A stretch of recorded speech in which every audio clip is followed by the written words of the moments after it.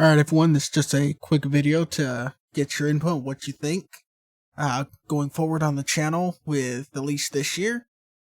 And since I don't have access to creating a community or not having a community tab, I can't just post a question and ask you guys what you think, but on the screen you're just seeing a couple different programming languages, and the question I've got for you guys is, going forward, do you want to see different languages on the channel?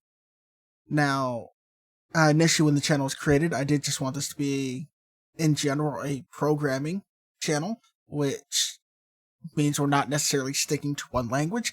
However, I know a lot of you out there, if not most of you, came from or are interested in GDScript and or specifically the Godot engine.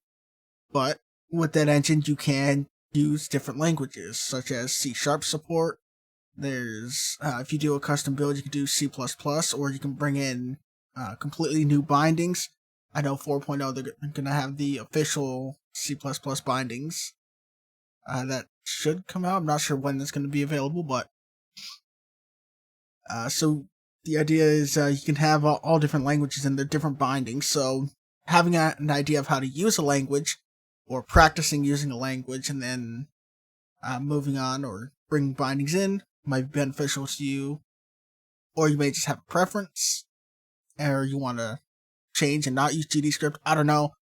But the point is, the question being, should I, or will you all be interested in learning additional languages of some sort, whether that's in a tutorial form or a little mini-series where we quickly just go over the basics, the core functionality of each, such as the variable types, if statements, for loops, while loops, like how to do all that stuff, all your basic core things, which once you know one language you can generally transfer to another. But with that, let me know in the comments. I'd love to know your opinions on that, and if you guys would be interested in those kind of videos.